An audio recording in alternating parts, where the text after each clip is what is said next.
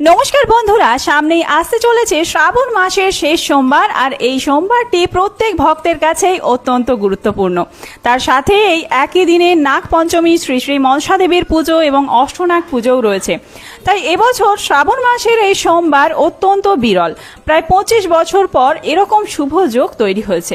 তাই চলুন বন্ধুরা, আজকের ভিডিওতে আমরা জেনে নেব এই বছর শ্রাবণ মাসের পঞ্চম বা শেষ সোমবার কত তারিখ পড়েছে, এই দিন শিব বাবার পুজোর শুভ সময় কতক্ষণ থাকছে, কি কি অর্পণ করবেন শেষ সোমবার শিবলিঙ্গে, পুজোর নিয়ম এবং মন্ত্র কি রয়েছে, এছাড়াও ব্রতীরা কি খাবেন আর কি নিষেধ রয়েছে। আর তার সাথে আমরা জেনে নেব যারা এই একই দিনে মনসা দেবীর পুজো এবং শিব বাবারও পুজো করবেন তারা কি কি নিয়ম পালন করবেন।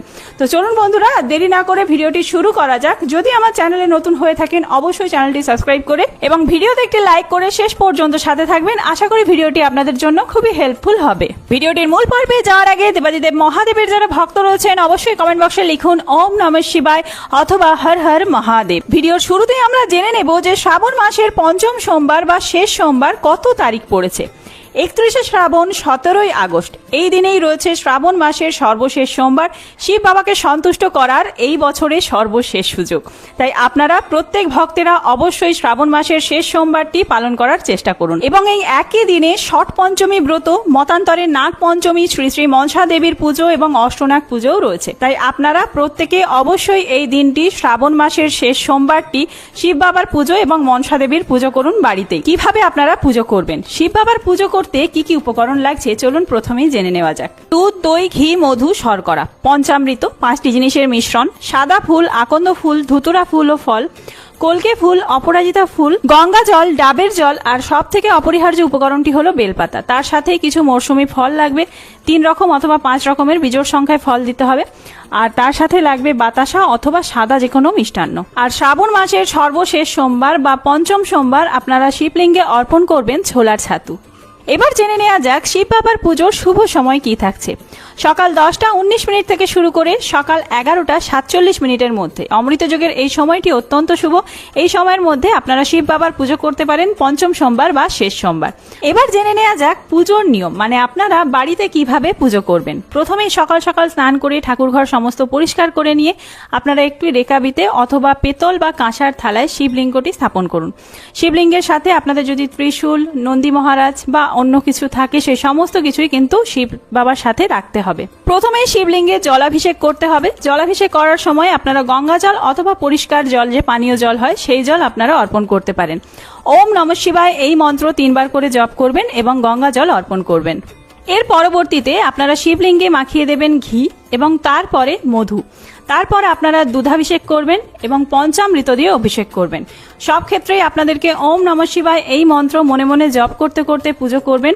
শেষ সোমবার আপনারা যদি 108 বার ওম নমঃ শিবায় মন্ত্র ধ্যান হিসাবে জপ করতে পারেন অথবা পুজো করতে করতে 108 বার ওম নমঃ শিবায় মন্ত্র জপ করতে পারেন, তাহলে আপনাদের সমস্ত মনোবাসনা পূরণ করবেন দেবাদিদেব মহাদেব। পঞ্চামৃত দিয়ে অভিষেক করা হয়ে গেলে আবার শিবলিঙ্গটি জল দিয়ে ধুইয়ে নেবেন এবং পরিষ্কার একটি কাপড় অথবা তুলো দিয়ে মুছিয়ে নেবেন। তারপরে প্রথমেই অর্পণ করবেন বেলপাতা। বিজোড় সংখ্যায় বেলপাতা অর্পণ করবেন আর বেলপাতাটি যেন পরিষ্কার থাকে, অপরিষ্কার ফুটোফাটা বেলপাতা অর্পণ করবেন না। তারপরে একে একে আপনারা যে আকন্দ ফুলের মালা এনেছেন বা যে সমস্ত ফুল ফল এনেছেন একে একে অর্পণ করবেন এবং মনে মনে ওম নমঃ শিবায় মন্ত্র জপ করবেন। তারপরে আবার জলাভিষেক করবেন। ওম নমঃ শিবায়, ওম নমঃ শিবায়, ওম নমঃ শিবায় এই মন্ত্র জপ করবেন। সবশেষে আপনারা ধূপ আর দীপ দেখিয়ে আরতি করবেন। মনে রাখবেন শিব পুজোয় শঙ্খ বাজাতে হয় না। আর একটি থালায় বা রেকাবিতে আপনারা শিব বাবাকে যে প্রসাদ দিতে চান সেই প্রসাদ অর্পণ করবেন। গোটা ফল দেবেন, তবে প্রসাদের ক্ষেত্রে যে বাতাসা দিচ্ছেন বা মিষ্টান্ন দিচ্ছেন সেটি একটি প্লেটে দিয়ে আর 1 গ্লাস জল দিতে হবে। এইভাবেই আপনাদের বাড়িতে শ্রাবণ মাসের শেষ সোমবার আপনারা পুজো করতে পারেন। আর এই একই দিনে যেহেতু নাগ পঞ্চমীও রয়েছে, যাদের বাড়িতে এই দিনে মনসা দেবীর পুজো রয়েছে তাদের যে উপকরণগুলি লাগবে সেগুলি হলো দুধ, কলা, বাতাসা, চাঁদ মালা, জবা ফুল অথবা জবা ফুলের মালা, ধূপ আর প্রদীপ। এই সমস্ত উপকরণ দিয়ে আপনারা নিজেরা পুজো করতে পারেন অথবা পুরোহিত মশাই দিয়েও পুজো করাতে পারেন। যারা শ্রাবণ মাসের শেষ সোমবার পালন করছেন সেই সমস্ত ব্রতীরা অবশ্যই তার আগের দিন অর্থাৎ রবিবার দিন নিরামিষ আহার গ্রহণ করবেন এবং পরের দিনকে যেই দিন পুজো করছেন সেই দিনেও আপনাদেরকে পুরোপুরি নিরামিষ আহার গ্রহণ করতে হবে এবং কোনো রকম রান্না করা খাবার খাওয়া যাবে না শ্রাবণ মাসের সোমবারের পুজোতে। যদি আপনারা মনসা পুজো করেন তাহলে নর্মাল নিরামিষ খাবার খেয়ে থাকা যাবে, কিন্তু শিব বাবার পুজো করলে কোনো রকম রান্না করা খাবার খাওয়া যাবে না।